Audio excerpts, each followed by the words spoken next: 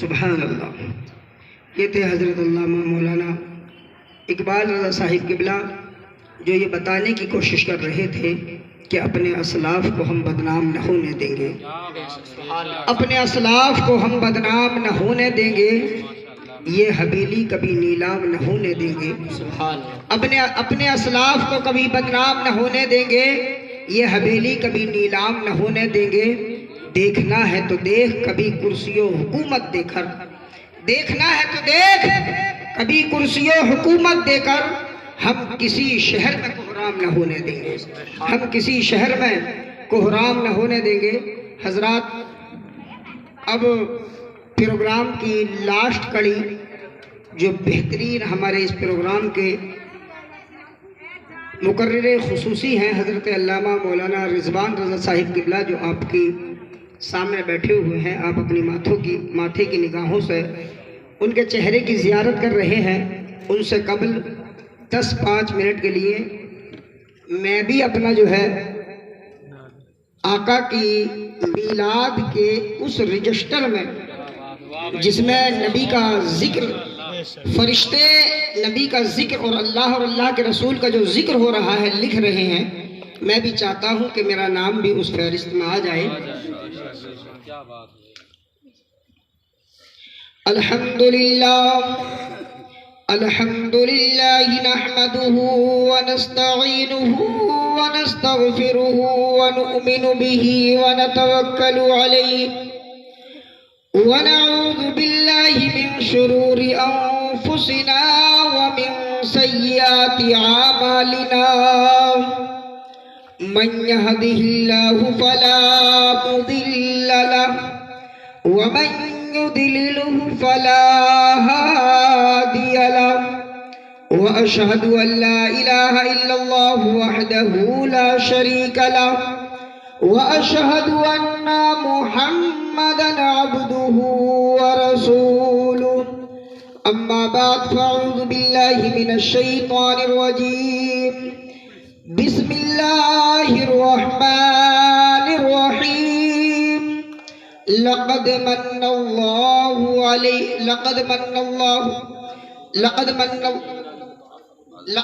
الله على المؤمنين إذ بعث فيهم رسولا، صدق الله مولانا العظيم، وصدق رسوله النبي الأمين المكين المتين المبين الكريم، ونحن على ذلك لمن الشاهدين والشاكرين، والحمد لله رب العالمين۔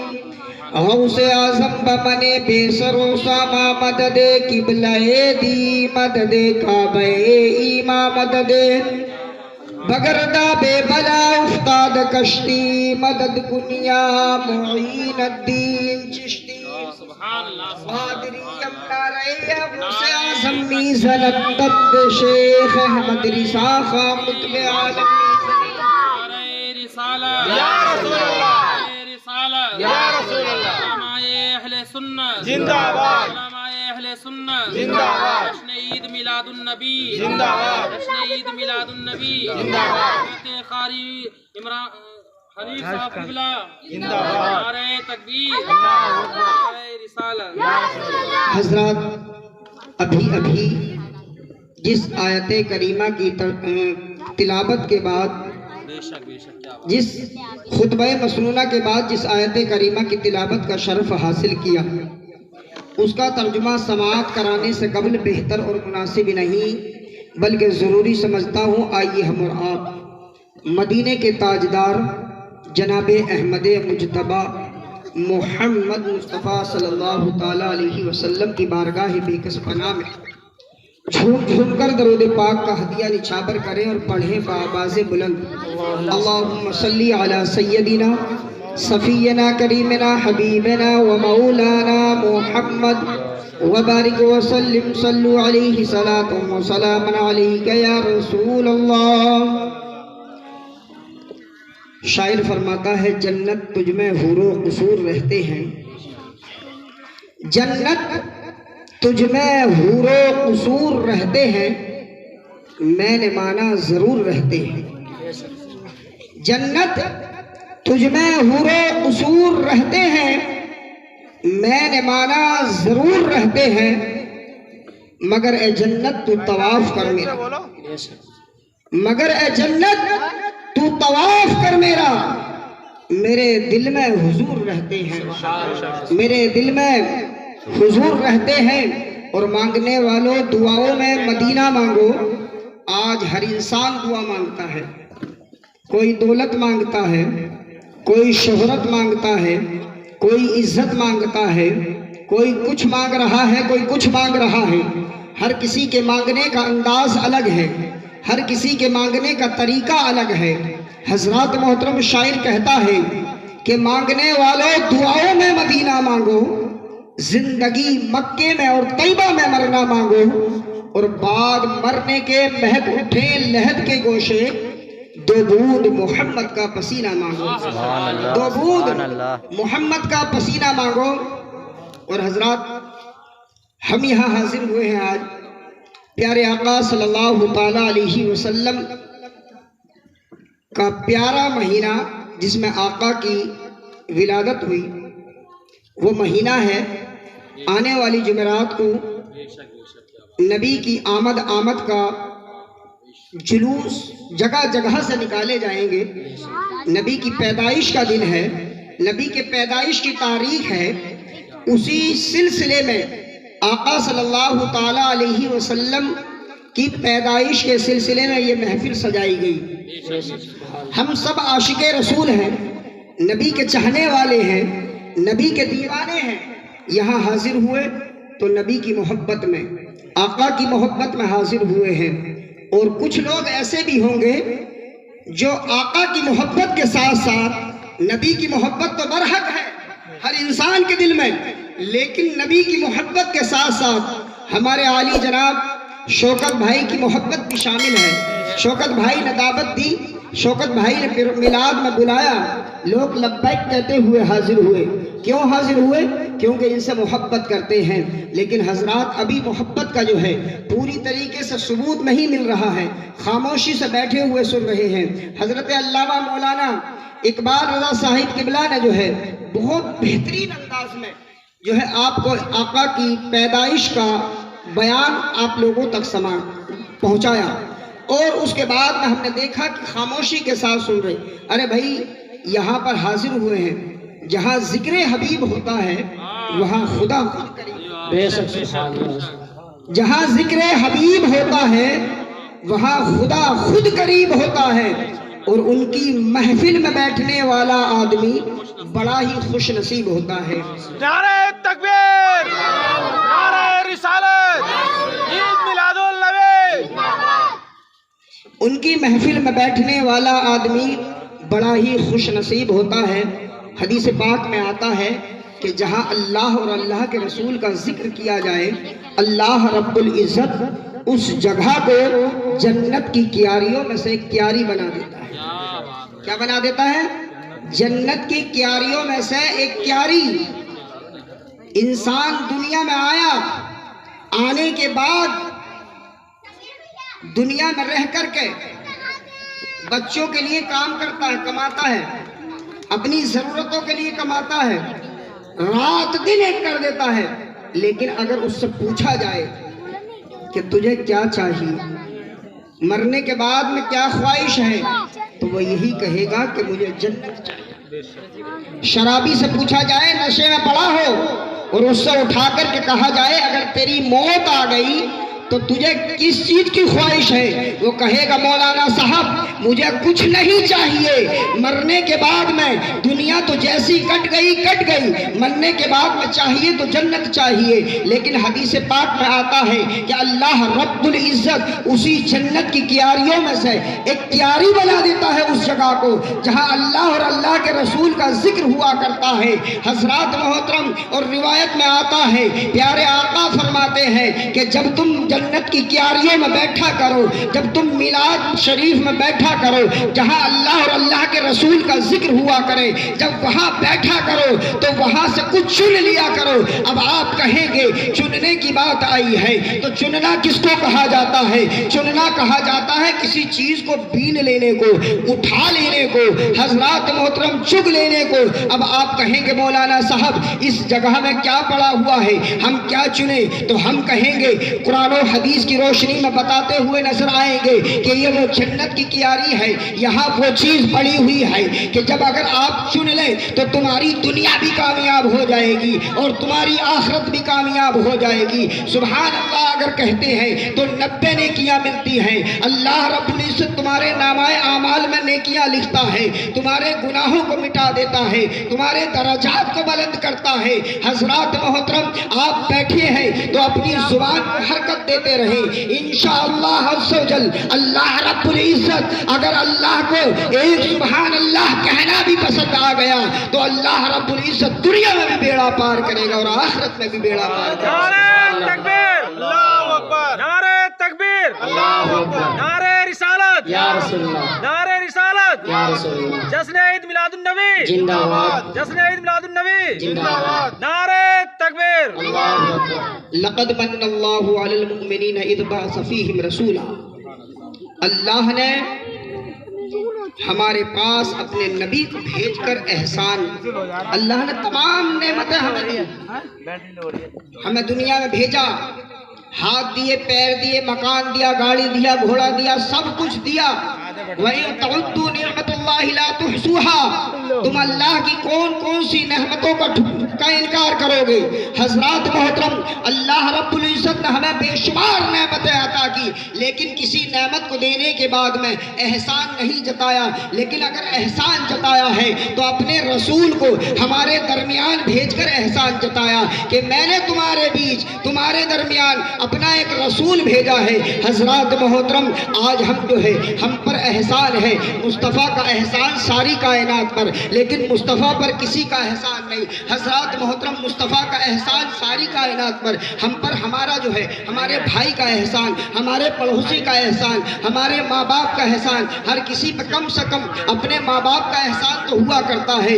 حضرات محترم ماں کے جو ہے 2 احسان ہوا کرتے ہیں اور باپ کا 1 احسان ہوا کرتا ہے۔ حضرات محترم باپ کا کام ہے، اللہ نے جو ہے ماں کے مرتبے کو بلند و بالا رکھا ہے، ماں کے مرتبے کو جو ہے زیادہ ترجیح دی ہے۔ حضرات محترم آپ نے سنا ہوگا کہ ماں کا مرتبہ زیادہ ہے اولاد کے درمیان۔ آپ کہیں گے حضرات محترم ایک مولانا صاحب ایک مجمع میں تقریر کر رہے تھے ماں کے جو ہے تعلق سے، ایک صاحب کھڑے ہوئے اور کھڑے ہونے کے بعد میں عرض کرنے لگے کہ آپ جو ہے ذرا یہ تو بتائیے کیا قرآن و حدیث میں ماں ہی ماں کا ذکر ہے، باپ کا ذکر نہیں ہے؟ جو بھی آتا ہے وہ ماں کی عظمت بیان کرتا ہے، جو بھی آتا ہے وہ ماں کی جو ہے ماں کی بڑھائی بیان کر کے چلا جاتا ہے، کہیں باپ کا ذکر نہیں ہے۔ ان مولانا صاحب نے کہا تھا کہ شاید آپ گھر کے ستائے ہوئے لگتے ہو۔ حضرات محترم آپ جو ہے اے لوگوں ذرا اپنے والدین کو جو ہے اللہ نے جو ہے آپ جو ہے ماں پر جو ماں اولاد پر ماں کے 2 احسان ہیں۔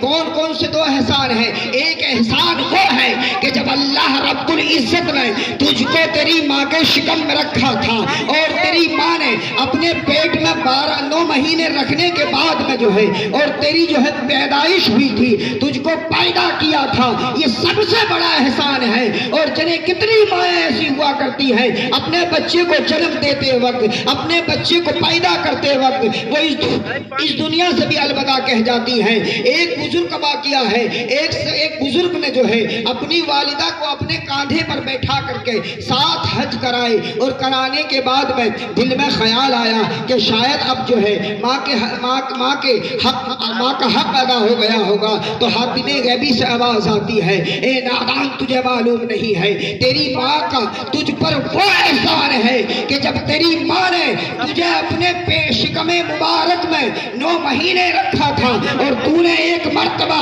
جب ماں کے پیٹ میں انگڑائی لی تھی اور اس وقت میں جو درد تیری ماں کو ہوا تھا تو نے ابھی اس کا حق بھی ادا نہیں کیا تھا۔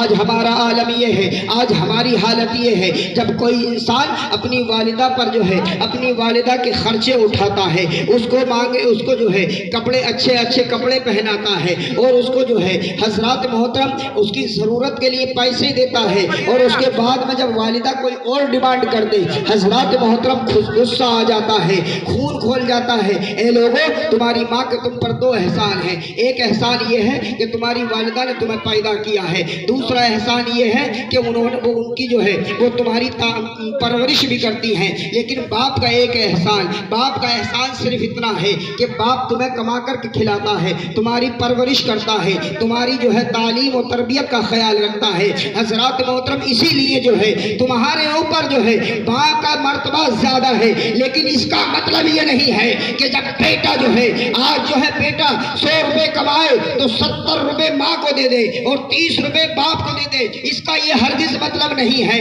حضرات محترم آج کا عالم یہ ہے کہ آج زیادہ تر دیکھا جاتا ہے، پہلی بات تو وہ اولاد ماں باپ کی نافرمان ہوا کرتی ہے، اور اگر فرما بردار بھی ہوتی ہے تو زیادہ تر دیکھا جاتا ہے کہ وہ ماں کے دامن سے وابستہ ہو جاتی ہے، ماں کے دامن سے لپٹ جاتی ہے اور ماں کے دامن سے وابستہ ہو جاتی ہے، باپ کو نظر انداز کر دیتی ہے۔ ماں جو کہے وہ حق ہے، ماں جو کہے وہ صحیح ہے، ماں جو کہے جو ہے۔ حضرات محترم اے لوگوں، اگر مرتبے کی بات آتی ہے تو ماں کا مرتبہ زیادہ ہے، لیکن اگر عزت کی بات آتی ہے تو باپ کی عزت کیا کرو۔ اگر جو ہے تعظیم کی بات آتی ہے تو باپ کی زیادہ تعظیم کیا کرو، کیونکہ اس لیے کہ باپ سماج میں بیٹھتا ہے، باپ جو ہے عوام میں بیٹھتا ہے۔ اگر تم اپنے باپ کی عزت نہیں کرو گے تو سماج تمہارے باپ کو گری ہوئی نظروں سے دیکھے گی، حسد دیکھے گی، لوگ تمہاری ماں باپ کو جو ہے تمہارے باپ کو گری ہوئی نظروں سے دیکھیں گے۔ اور اگر تمہارے باپ کو تمہارے جو ہے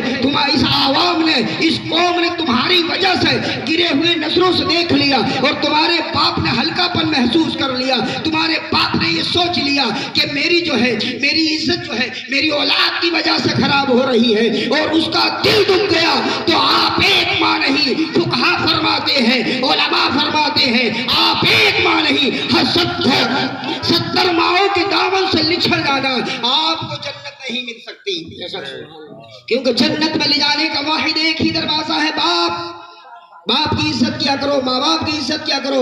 اگر ماں باپ خوش تو اللہ خوش، اللہ کا رسول خوش۔ حضرات محترم اور پھر تمہاری نمازیں بھی قبول، تمہارے روزے بھی قبول، تمہارے حج و زکوٰۃ بھی قبول، تمہارے جلسے جلوس بھی قبول، تمہارے جو ہے کھانا قبول، تمہارا پینا قبول، تمہاری ہر چیز قبول ہو جائے گی، اور یقیناً تمہاری دنیا کامیاب ہو جائے گی اور آخرت بھی کامیاب ہو جائے گی۔ حضرات محترم آج جو ہے پیارے آقا صلی اللہ تعالیٰ علیہ وسلم کی پیدائش کا جو ہے جشن منا رہے ہیں ہم لوگ۔ آج جو ہے پیارے آقا صلی اللہ تعالیٰ علیہ وسلم کی پیارے آقا صلی اللہ تعالیٰ علیہ وسلم کی پیدائش کا جشن منا رہے ہیں۔ مصطفیٰ جان رحمت صلی اللہ تعالیٰ علیہ وسلم جب اس دنیا میں آئے تھے تو انسان جو ہے انسان نہیں تھا حضرات محترم، وہ ظاہر انسان تھا، انسانیت اس کے اندر موجود نہیں تھی۔ پڑوسی کو ستا رہا تھا، بھائی کو ستا رہا تھا، حضرات محترم رشتہ دار کو ستاتے ہوئے نظر آ رہے تھے، حضرات محترم ایک دوسرے کی حق طلبی کرتے ہوئے نظر آ رہے تھے۔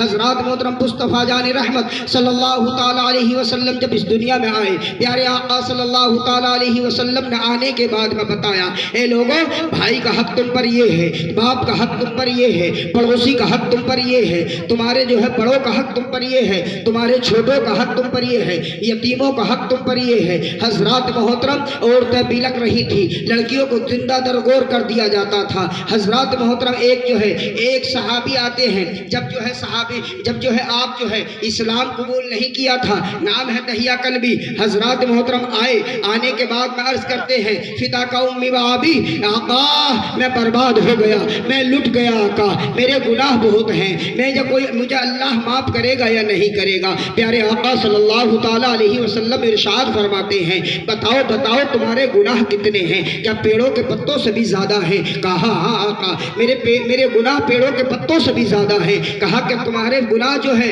حضرات محترم کیا آسمان کے ستاروں سے زیادہ ہیں؟ کہا ہاں ہاں میرے گناہ آسمان کے ستاروں سے بھی زیادہ ہیں۔ کہا کہ تمہارے گناہ سمندر کے جھاگ سے بھی زیادہ ہیں؟ کہا ہاں آقا میرے گناہ سمندر کے جھاگ سے بھی زیادہ ہیں۔ کہا کیا بات ہے بتاؤ تو صحیح۔ کہا کہ آقا میں ایک ایسا انسان تھا جب عرب میں یہ دستور تھا کہ اپنی بیٹیوں کو زندہ درگور کر دیا جاتا تھا تو میں ایک کے بعد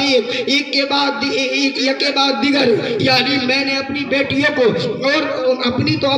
اور پڑوسیوں کی بیٹیوں کو بھی زندہ درگور کرایا ہے۔ ایک مرتبہ کا واقعہ ہے کہ جب میں باہر گیا، میں کمانے کے لیے گیا، میں نے اپنی بیوی کو حاملہ چھوڑا، اور جب میں نے اپنی بیوی کو حاملہ چھوڑا تو اس وقت میں نے اپنی بیوی سے کہا تھا اے میری شریک حیات، اے میری جوزہ محترمہ، میں باہر کمانے کے لیے جا رہا ہوں کمانے کے لیے، جب میں واپس آؤں گا میں تم کو حاملہ چھوڑ کر جا رہا ہوں، تمہارے شکم سے جو بچہ ہوگا اگر بیٹا ہو تو پرورش کر لینا، اگر بیٹی ہو تو اس کو زندہ دفن کر دینا۔ آقا میں نے دیکھا کہ میں چلا گیا، اور جب میں گیا تو میری بیوی جو ہے، میری بیوی کے ایک بچی پیدا ہوئی۔ وہ بچی جب پیدا ہوئی حضرات محترم اے آقا جب وہ بچی پیدا ہوئی میری بیوی کی جو ہے ممتا جوش میں آئی، میری بیوی نے جو ہے اس کی ممتا جاگ گئی، اس نے اپنی بیٹی کو زندہ درگور نہیں کیا بلکہ اس کی پرورش کرنے لگی۔ جب اس کی پرورش کرنے لگی اب وہ بچی جو ہے دھیرے دھیرے بڑھنے لگی، اور جیسے ہی بڑھی آقا اس وقت میں اتنے میں واپس آ گیا۔ جب وہ 4 یا 5 یا 6 7 سال کی ہوئی تو میں واپس لوٹ کر کے آیا، اور جب میں نے لوٹ کر کے آ کے دیکھا تو میرے آنگن میں ایک بچی کھیل رہی ہے۔ میں نے پوچھا یہ بچی کس کی ہے؟ حضرات محترم میری بیوی نے کہا کہ یہ پڑوسی کی بچی ہے۔ حضرات میں نے اس بچی سے پیار کیا۔ جب میں نے پیار کیا میری بیوی نے دیکھا کہ میرے شوہر کے دل میں جو لڑکیوں کی طرف سے بہت زیادہ نفرت تھی، جو بچیوں سے نفرت کرتا تھا وہ آج پیار کر رہا ہے، شاید اس کے اندر کا انسان جاگ گیا ہے۔ آقا میری بیوی نے جو ہے مجھ سے بتایا کہ یہ بچی تمہیں پسند ہے؟ کہا ہاں مجھے بہت اچھی لگتی ہے۔ کہا یہ بچی تمہیں بہت جو ہے تو میں دیکھ رہی ہوں آپ اس سے بہت زیادہ پیار کر رہے ہیں، کیا یہ بچی آپ کو پسند ہے؟ اس نے کہا ہاں مجھے بہت پسند ہے، یہ بہت اچھی لگتی ہے، یہ کس کی بچی ہے؟ تو میری بیوی نے کہا تھا کہ کسی اور کی نہیں بلکہ جو تم نے مجھے حاملہ چھوڑا تھا، یہ میرے شکم سے وہ بچی پیدا ہوئی ہے، آپ ہی کی بیٹی ہے۔ بس اتنا سننا تھا، میرے اندر کا شیطان جاگا، اور جو ہے میری آنکھیں جو ہے لال پیلی ہو گئی، اور میں نے اپنی بیوی سے کہا کہ میں اپنی بچی کو جو ہے اپنے ساتھ لے جانا چاہتا ہوں۔ حضرات محترم میری بیوی ڈر رہی تھی، میری بیوی سمجھ گئی تھی، لیکن میں اپنے ساتھ لے گیا، اور جب اس کو بیابان میں لے جانے لگا، ریگستان میں لے جانے لگا، حضرات محترم جنگل کی طرف لے جانے لگا، میری بچی نے دیکھا کہ بابا کہاں لے جا رہے ہو؟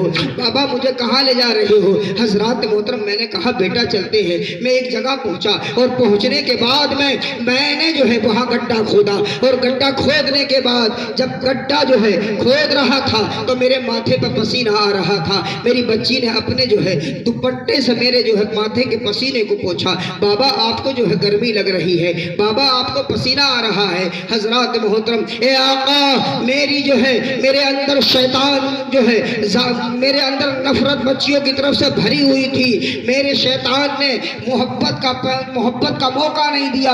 میں نے یہ نہیں دیکھا کہ میری بیٹی مجھ سے کتنی محبت کر رہی ہے۔ حضرات محترم اے آقا میں نے اس بچی کو اس گڈھے میں کھڑا کر دیا، اور جب میں نے مٹی ڈالنا شروع کیا اس کے گھٹنوں تک مٹی آئی۔ اس کے جو ہے میری بچی سمجھ رہی تھی کہ میرا بابا مجھ سے مذاق کر رہا ہے، اور سینے تک مٹی جیسے ہی آتی ہے، گردن تک آتی ہے۔ اب بچی سمجھ گئی کہ یہ باپ نہیں بلکہ جلاد ہے، یہ مجھ کو دفن کرنے آیا ہے۔